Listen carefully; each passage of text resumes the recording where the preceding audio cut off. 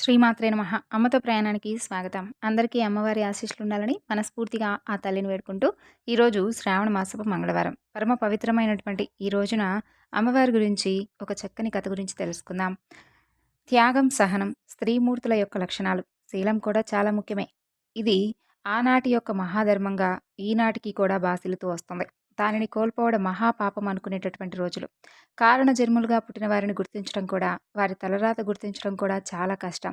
అయితే ఒక కారణంగా భూమిపై పుట్టి తన శాపాన్ని అనుభవించి ఈ భూమిపై భక్తుల కోసం లక్ష్మీదేవిగా అవతరించి శాప విముక్తి తర్వాత కైలాసం చేరినటువంటి పార్వతీదేవి కథ ఇది. 700 ఏళ్ల క్రితం తెలుగు నేల గుంటూరు జిల్లా నిదానంపాటి అగ్రహారం ఒక పాప చేతిలో పూల సజ్జతో పొలాలు దాటి పశువుల పాక చేరింది. ఆ పాక వారిదే.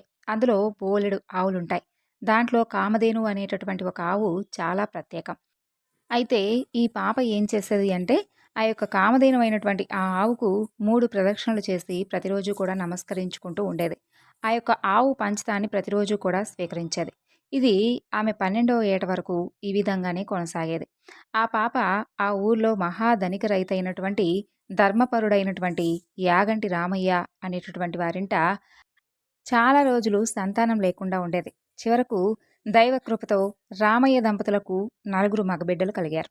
ఒక ఆడబిడ్డ కూడా కలుగుతుంది. ఆ ఆడబిడ్డే ఈ పాప. పేరు శ్రీలక్ష్మి. శ్రీలక్ష్మి 12వ ఏటకు చేరుకుంటుంది. ఆమె ఇంకా రజస్వల కూడా కాలేదు. ఆమె దైనందిన యొక్క చర్య కామధేనువు వద్దకు వెళ్ళడం, ప్రతిరోజు కూడా ఆ కామధేనువు అనేటటువంటి ఆవును చక్కగా 3 నమస్కారాలు చేసుకోవడం, ఆ ఆవు యొక్క పంచదాన్ని సేవిస్తూ ఉండడం. అయితే కామధేను అనేటటువంటి ఆ ఆవును ఒకనాడు ఒక ఆంబోతు సంగమిస్తుంది. అది శ్రీలక్ష్మికి తెలియదు. ఆమె ఏం చేస్తుందంటే యథాప్రకారంగా ఆ కామధేనువు యొక్క పంచదానాన్ని సేవిస్తుంది. ఆ పంచదాన ఆంబోతు వీర్యకణాలు ఉండడం, దైవఘటన కారణంగా ఆ అమ్మాయి పెద్ద మనిషి కూడా కాలేదు కదా! అయితే దైవఘటన కారణంగా పెద్ద మనిషే కానటువంటి శ్రీలక్ష్మి గర్భాన్ని దాలుస్తుంది. అది గర్భమని కూడా పాపం ఆ పాపకు తెలియదు. అప్పుడు కూడా ఆమె ఆ యొక్క కామధేను వద్దకు వెళ్ళడం కూడా ఎప్పుడూ మానలేదు. అయితే ఒకరోజు అలా వెళుతూ ఉండగా రచ్చబండ దగ్గర కొందరు పెద్దలు ఆమె శరీరంలో వచ్చినటువంటి మార్పును గమనిస్తారు. గమనించి నానా రకాలుగా మాట్లాడుకుంటూ ఉంటారు. అసలు మన ఊరి ఆడపిల్లలు ఎంత పద్ధతిగా ఉంటారయ్యా! ఈ రామయ్య కనీసం తన కూతురు పెద్ద మనిషి అయినట్లుగా కూడా ఎవరికీ కూడా చెప్పలేదు. ఎక్కడో తిరిగి ఇదిగో ఇలా కడుపు తెచ్చుకుంది. దాచివేశాడు చూడండి అని అనుకుంటూ రామయ్యను పంచాయతీకి పిలిపిస్తారు. విషయం గురించి చెబుతారు. రామయ్య ఇంటికి వెళ్ళి శ్రీలక్ష్మిని నిందిస్తాడు. వైద్యులు కూడా అది గర్భమేనని చెప్పి తేల్చి చెబుతారు. శ్రీలక్ష్మి ఏమో నేను ఇంకా రజస్వల కూడా కాలేదు, నాకు గర్భం ఏమిటి అంటూ పాపం చాలా విలపిస్తుంది. అదంతా మేం చేసుకున్నటువంటి కర్మ అనుకొని రామయ్య దంపతులు కన్నబిడ్డను చూసి బాధపడటం తప్ప ఏమీ చేయలేకపోతారు. అలా ఊరందరూ కూడా ఆ మాట గురించి చెప్పుకుంటూ మిగిలిన గ్రామాలకు కూడా ఆ వార్త వ్యాపిస్తుంది. ఇక అమ్మలక్కలైతే చెప్పనక్కర్లేదు. ఆ పిల్ల మొహం కూడా చూడటం మహాపాపం అని అనేవారు. శ్రీలక్ష్మి ఆ యొక్క అవమానాలన్నిటికీ కూడా తలుచుకొని రోధిస్తూ ఉండేది. ఆ విషయం శ్రీలక్ష్మి అన్నలకు తెలుస్తుంది. వారికి తల కొట్టేసినట్లాగా అవుతుంది. తల్లిదండ్రులకు తెలిసి ఎందుకు ఇలా ఏమీ చేయలేకుండా మిన్నకుండిపోయారో వారికి అర్థం కాదు. ఏదో ఒకటి చేసి తీరాలని చెప్పి నిశ్చయించుకుంటారు. సమయం కోసం చూస్తూ ఉంటారు. అయితే ఆ రోజు రానే వస్తుంది. తల్లిదండ్రులు పొరుగురుకు వెళ్తారు. ఈ మగపిల్లలు ఏం చేస్తారంటే శ్రీలక్ష్మితో ఇలా చెబుతారు. చెల్లి, మేము పత్తి కట్టె మండ వేయడానికి పొలం పోతున్నాం. నువ్వు మాకు అన్నం తీసుకొనిరా తల్లి అని చెప్పి వెళ్ళిపోతారు. ఇక శ్రీలక్ష్మి అన్నం కూర వండుకొని మూట కట్టి దారిలో వెళుతూ ఉంటుంది. అలా వెళుతూ ఉన్నటువంటి శ్రీలక్ష్మికి చక్కగా ఎప్పుడూ కూడా ఆమె చేసేటటువంటి ఆ కామధేనువు దగ్గరికి వెళ్ళి నమస్కారం చేసుకొని పొలానికి బయలుదేరుతుంది. అయితే కామధేనువు ఆమెకి జరగబోయేదంతా కూడా ముందే చెప్పి అక్కడికి వెళ్ళవద్దు అని చెప్పి చెబుతుంది. అన్నలు చెప్పిన మాటను తప్పకుండా వినాలి కదా అని చెప్పి కామధేనువుతో చెప్పి శ్రీలక్ష్మి ముందుకు సాగుతుంది. అలా వెళుతూ ఉన్నటువంటి శ్రీలక్ష్మికి దారిలో ఒక నాగుపాము కూడా కనిపిస్తుంది. నాగుపాము కనిపించి ఆమెకు వెళ్ళవద్దు అంటూ సలహా ఇస్తుంది. కానీ శ్రీలక్ష్మి మాత్రం ఏమాత్రం వినకుండా అన్నల దగ్గరకు వెళ్ళిపోతుంది. ఇక 4 అన్నల్లో చిన్నవాడైనటువంటి వాడు లింగయ్య. అతను జరగబోయేదంతా కూడా పసిగడతాడు. అన్నయ్యలకు, అన్నయ్యలు అలా చేయకండిరా, ఒక్కగానొక్క చెల్లి, ఏదో తలరాత వికటించి అలా జరిగిందే తప్ప చెల్లి తప్పేమీ చేయలేదు అంటూ బ్రతిమలాడతాడు. మిగతా అన్నలు వినిపించుకోకుండా ముందు నువ్వు బావి దగ్గరకు వెళ్ళి నీళ్లు పట్టుకొనిరా, అందరం కలిసి అన్నం తిందామని చెప్పి అతను అక్కడి నుండి పంపించేస్తారు. ఆ రోజు మిట్ట మధ్యాహ్నం సూర్యుడు బగబగా మండే వేళ శ్రీలక్ష్మి అన్నల దగ్గరకు వెళ్ళి కామధేనువు, నాగుపాము ఆమెతో ఏమైతే చెప్పారో అవన్నీ కూడా వారికి వివరించి చెబుతుంది. అన్నలు ఆ మాటలన్నీ కూడా కొట్టిపారేస్తారు. అమ్మాయి, నువ్వు ఈ మండిపైకి ఎక్కు, మేము పత్తి కట్టెలు అందిస్తాం, అక్కడ చక్కగా పేర్చు, సరేనా అని చెబుతారు. శ్రీలక్ష్మి 12 ఏళ్ల బాలిక. మండిపైకి ఎక్కగానే కాసేపు కట్టెలు అందించినట్లుగా నటిస్తారు ఆ అన్నయ్యలు. తర్వాత మండ కింద మంట పెట్టేస్తారు. నిప్పు ఒక్కసారిగా బగ్గున లేచి శ్రీలక్ష్మిని చుట్టుముట్టేస్తుంది. ఆమె భయంతో కేకలు వేస్తుంది. నేనే పాపం చేయలేదన్నయ్యలు, నన్ను కాపాడండి అంటూ బ్రతిమలాడుతుంది. వాళ్ళు అయితే మాత్రం ఏమాత్రం ఆమెపై జాలి చూపించకుండా క్రూరంగా అయిపోతారు. ఛీ, నోరుమొయ్ పాపాత్మురాలా, నీ వలన కుటుంబం పరువు మొత్తం పోయింది, చావు, ఈ మంటల్లోనే పడి చావు అని అంటారు. అలా వారి కళ్ళ ముందే ఆ పాప మంటల్లో కాలిపోతుంది.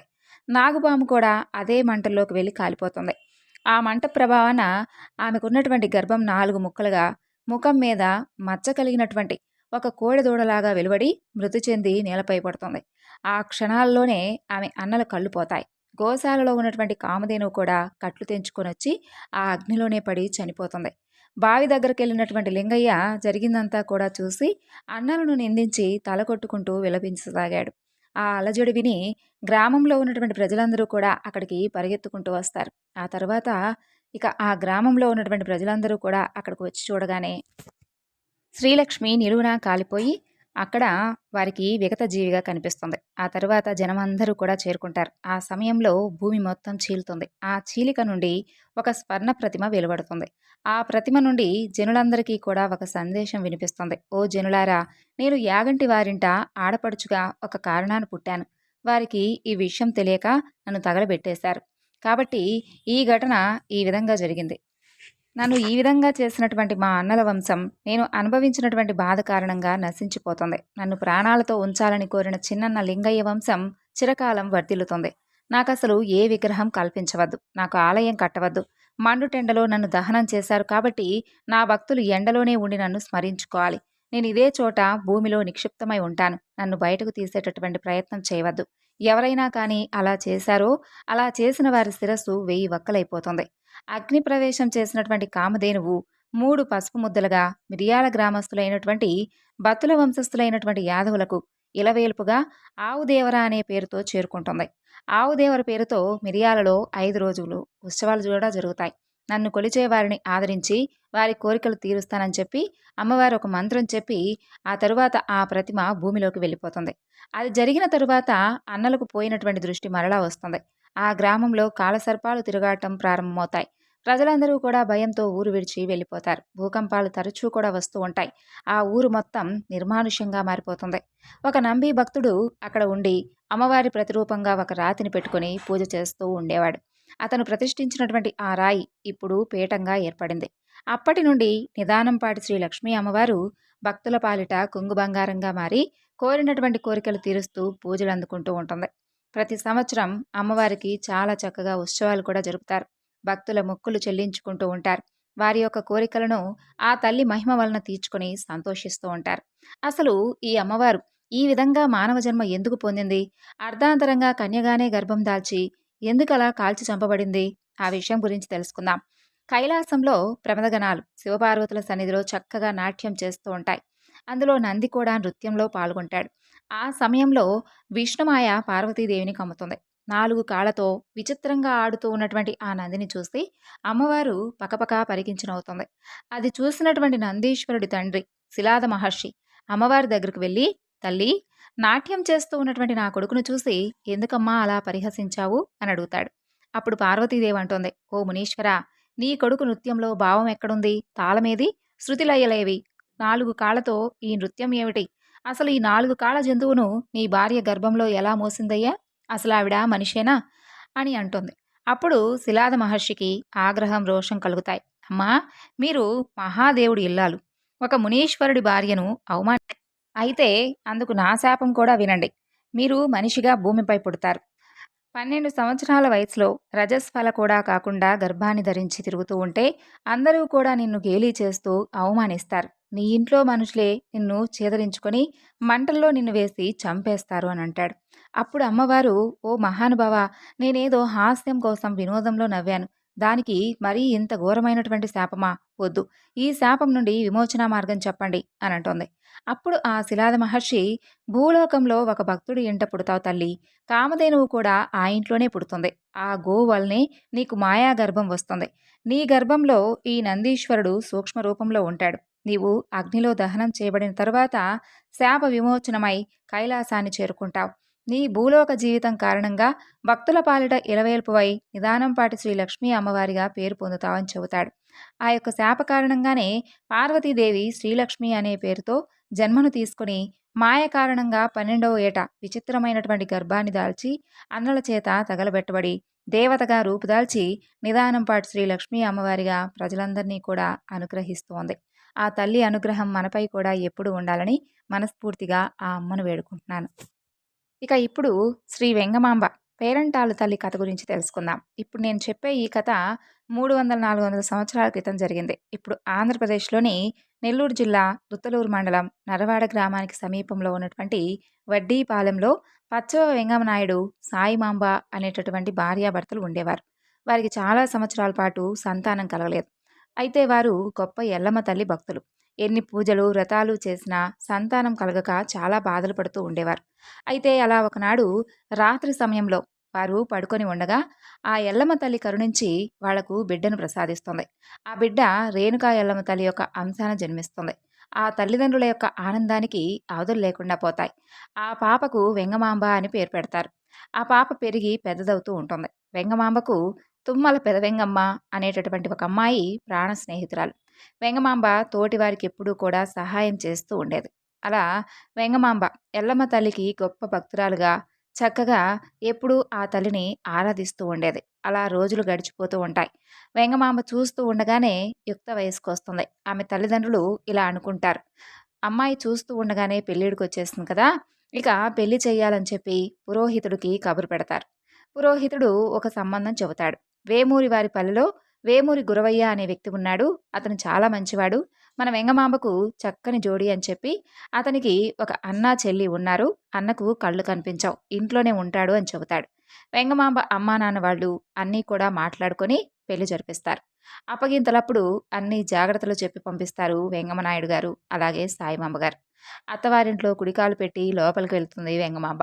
అలా కాలం సాగిపోతూ ఉంటుంది. వెంగమాంబ గురవయ్య దంపతులు అన్యోన్యంగా కాలం గడుపుతూ ఉంటారు. అత్తగారికి, మామగారికి సేవలు చేస్తూ వాళ్ళ బావగారిని కూడా తన కొడుకులాగా చూసుకుంటూ ఉండేది వెంగమాంబ. అయితే అదంతా చూసి ఓర్వలేనటువంటి వెంగమాంబ ఆడపడుచు వాళ్ళ అమ్మకు లేనిపోని చాడీలు చెప్పి వెంగమాంబను తిట్టిస్తూ ఉండేది. అయినా వెంగమాంబ చాలా ఓర్పుగా ఉండేది. ఒకనాడు అత్తగారు అడవికి వెళ్ళి కట్టెలు కొట్టి తీసుకొని రమ్మని చెబుతుంది. చిన్నప్పటి నుండి అల్లారు ముద్దుగా పెరిగినటువంటి వెంగమాంబకు కట్టెలు కొట్టడం రాదు. అయినప్పటికీ కూడా అత్తగారు చెప్పింది కాబట్టి ఆ పని చేయాలనుకొని మౌనంగా అడవికి వెళుతుంది. అలవాటు లేనటువంటి వెంగమాంబ అడవికి వెళ్ళి కట్టెలు కొడుతూ ఉంటుంది. అప్పుడు కాలిలో ఆమెకు ముళ్ళు గుచ్చుకుంటుంది. ఆ బాధను ఓడ్చుకుంటూ కట్టెలు కొట్టుకొని ఇంటికి వెళుతుంది. అయితే అత్తగారు ఎందుకింత ఆలస్యం జరిగిందని చెప్పి ఆమెను తిడుతుంది. మౌనంగా అన్నీ భరిస్తూ ఇంటి పనులన్నీ కూడా చేసుకుంటూ ఉంటుంది. బావగారిని జాగ్రత్తగా చూసుకుంటుంది. భర్తకు అన్నీ సమకూరుస్తూ ఉండేది.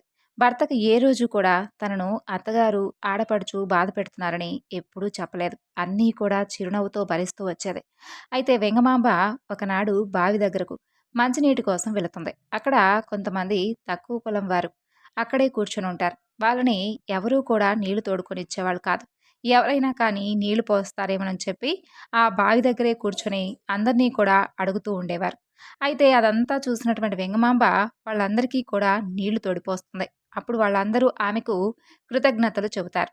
అలా చేసి ఆమె ఇంటికి వచ్చేసరికి చాలా ఆలస్యం అవుతుంది. అత్తగారు కోపంగా ఉంటారు. ఎందుకింత ఆలస్యం జరిగింది? ఇంట్లో ఉన్న పనంతా ఎవరు చేస్తారు అని అడుగుతుంది. అప్పుడు వెంగమాంబ అక్కడ బావి దగ్గర జరిగిందంతా కూడా చెబుతుంది. అత్తగారు ఇలా అంటారు, అంటరాని వాళ్ళకు నీళ్లు తోడిపోస్తావా అని తిడుతుంది. వెంగమాంబ మౌనంగా అన్నీ విని లోపలికి వెళ్ళిపోయి ఇంటి పని చేసుకుంటూ ఉంటుంది. అప్పుడు వెంగమాంబ బావగారు ముసలయ్య వాళ్ళ అమ్మను ఇలా అంటాడు, ఎందుకమ్మా ఎప్పుడూ ఆ తల్లిని అనరానటువంటి మాటలను అంటూ ఉంటావు? అసలు ఆ తల్లి చేసినటువంటి పాపం ఏమిటి అని అంటాడు. అప్పుడు వాళ్ళమ్మ, బావుందిరా సంబడం, గుడ్డొచ్చి పిల్లని ఎక్కిరిచ్చినట్లుగా ఉంది నువ్వు చెప్పడం అని తిడుతుంది.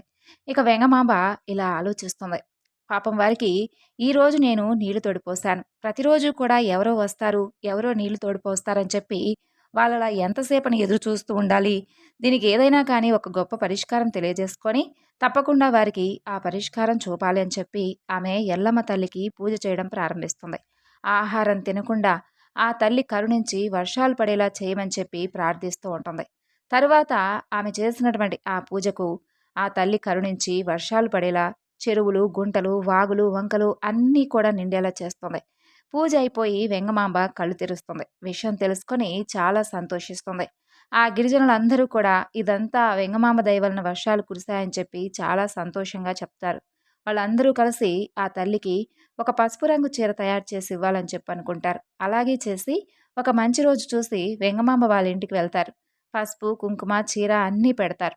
వెంగమాంబ అవన్నీ తీసుకొని చాలా సంతోషిస్తుంది. ఆ చీరను పూజా మందిరంలో పెడుతుంది. ఆ తరువాత అత్తగారు అదంతా కూడా గమనిస్తూ ఉంటుంది. అయితే ఏమాత్రము ఆమెను ఏమీ అనకుండా అలా చూస్తూ ఉండిపోతుంది. ఆ చీరను పూజ గదిలో పెట్టడం, అత్తగారు అలా చూడటం జరిగిపోతూ ఉంటుంది. అలా కొన్ని రోజుల తర్వాత వెంగమాంబ ఆమె స్నేహితురాలు ఆవుల కోసమై గడ్డికి వెళతారు. అప్పట్లో గజదొంగల బెడత చాలా ఎక్కువగా ఉండేది. వాళ్ళు స్త్రీల యొక్క మాన ప్రాణాలను కూడా దోచుకుంటూ ఉండేవారు. ఆడవారు కనుక ఒంటరిగా కనిపిస్తే ఇక వాళ్ళపై వీరు దాడి చేస్తూ ఉండేవారు. వెంగమాంబ ఆమె స్నేహితురాలు మాట్లాడుకుంటూ గడ్డి కోస్తూ ఉంటారు. అలా వాళ్ళు వెళ్ళిన రోజు కూడా గజదొంగలు చాటుగా కాపు కాసి వీళ్ళ మీదకు దాడి చేస్తారు. ఊహించినటువంటి ఆ పరిణామానికి వాళ్ళు బాగా భయపడిపోతారు. ఎవరైనా కాపాడండి అంటూ పెద్దగా అరుస్తూ ఉంటారు. ఆ అరుపులు దూరంగా దొడ్డకొండ మీద ఆవులు కాస్తూ ఉన్నటువంటి గురవయ్య వింటాడు. విని అయ్యయ్యో ఎవరో ఆపదలో ఉన్నారే అని అనుకుని పరుగు పరుగున అక్కడికి వస్తాడు. అక్కడ గజదొంగలను చూసి ధైర్యశాలి అయినటువంటి గురవయ్య వాళ్ళందరినీ కూడా మట్టు పెడతాడు. అయితే గురవయ్య అలా కొట్టడం చూసి ఒక దొంగ చెట్టు చాటుని నక్కి అదంతా గమనిస్తూ ఉంటాడు. అవకాశం కోసం చూస్తూ ఉంటాడు.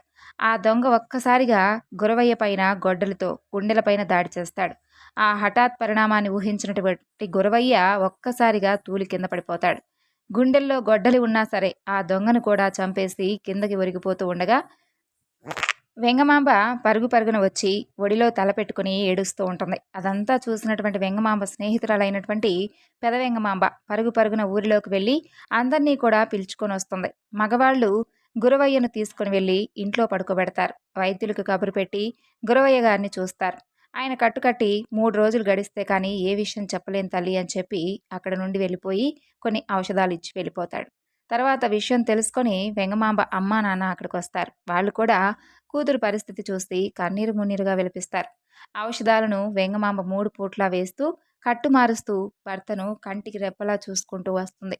ఆ రేణుకా ఎల్లమ్మను పూజిస్తూ ఉండేది. అయితే 3 రోజులు గడిచినా అతనిలో ఎలాంటి కదలిక లేకపోవడంతో వెంగమాంబ పూజా మందిరానికి వెళ్ళి ధ్యానంలోకి వెళ్తుంది. అలా ధ్యానంలోకి వెళ్ళినటువంటి వెంగమాంబకు ఎల్లమ్మ తల్లి కనిపిస్తుంది. కనిపించి వెంగమాంబ నీ తనువు చాలించవలసినటువంటి సమయం ఆసనమైంది తల్లి అని చెబుతుంది.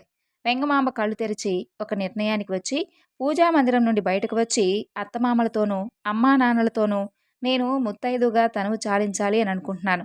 అగ్నిగుండ ప్రవేశం చేస్తాను అని చెబుతుంది. అందరూ కూడా ఆ మాటకు వద్దు వద్దు అంటూ ఏడుస్తారు. అయినా వెంగమాంబ ఏమాత్రం వినిపించుకోదు. అప్పుడు వాళ్ళ అత్తగారు ఆడపడుచు వాళ్ళను క్షమించమంటూ కోరుకుంటారు. వెంగమాంబ చిరునవ్వు నవ్వుతుంది. అగ్నిగుండ ప్రవేశానికి కావలసినటువంటి గంధపు చెక్కలన్నీ కూడా చెప్తుంది. తరువాత పూజా మందిరానికి వెళ్ళి గిరిజనులు ఇచ్చినటువంటి చీర కట్టుకొని మొహానికి పసుపు రాసుకొని కుంకుమ పెట్టుకొని చేతిలో గంధపు గిన్నె ఒక చేతిలో త్రిశూలం పట్టుకొని బయటకు వస్తుంది. చక్కగా భర్త చుట్టూ 3 ప్రదక్షిణలు చేసి కాళ్లకు నమస్కరిస్తుంది. ఆ తరువాత అగ్నికుండ ప్రవేశానికి బయలుదేరుతుంది. ప్రజలందరూ కూడా వెంగమామ నడుస్తూ ఉన్నప్పుడు కాళ్ల కింద చీరలు పరుచుకుంటూ పుష్పాలను చల్లుతూ వస్తారు. ఆ విషయాన్ని ఆలస్యంగా తెలుసుకున్నటువంటి వెంగమాంబ స్నేహితురాలు పరుగు పరుగున అక్కడకు బయలుదేరుతుంది. అందరూ కూడా అగ్నిగుండం దగ్గరకు వస్తారు. ముందుగా చెప్పి ఉండడం వలన అగ్నిగుండం సిద్ధంగా ఉంటుంది. ఆ గుంపులో నుండి వెంగమాంబ బావగారైనటువంటి ముసలయ్య కళ్ళు కనిపించగా వెంగమాంబ పవిడి చెంగులు పట్టుకుంటాడు. అప్పుడు వెంగమాంబకు విపరీతమైనటువంటి కోపం వస్తుంది. ముసలయ్య క్షమించు తల్లి, నీ బిడ్డను ఒంటరివాణ్ణి చేసి వెళ్ళిపోతావా అమ్మా అంటూ విలిపిస్తాడు. వెంగమాంబ అప్పుడు శాంతించి బావగారు మీరొకసారి ఆ పరమేశ్వరుని తలుచుకొని కన్నులు మూసి తెరవండి. మీకు తప్పకుండా కంటి చూపు వస్తుంది అని చెబుతుంది. అప్పుడు ముసలయ్య, వద్దు తల్లి, ఈ ఘోరాన్ని చూడటానికా నాకు కంటి చూపు ఇస్తానంటున్నావు? నాకు కంటి చూపు అస్సలు వద్దు అని చెబుతాడు. అంతలో వెంగమాంబ స్నేహితురాలొస్తుంది. ఆమె కూడా చాలా బాధపడుతుంది. వెంగమాంబ స్నేహితురాలను ఓదారుస్తుంది. అందరినీ ఒకసారి చూసి, అగ్నిగుండం ప్రవేశం చేసిన 3 రోజుల తర్వాత వచ్చి చూస్తే, నా పసుపు కుంకుమలు, మెట్టెలు, మంగళసూత్రం, పవిటి చెంగు ఉంటాయి అని చెబుతుంది. ఆ తరువాత అందరికీ కూడా వీడ్కోలు పలికి అగ్నిగుండ ప్రవేశం చేస్తుంది వెంగమాంబ.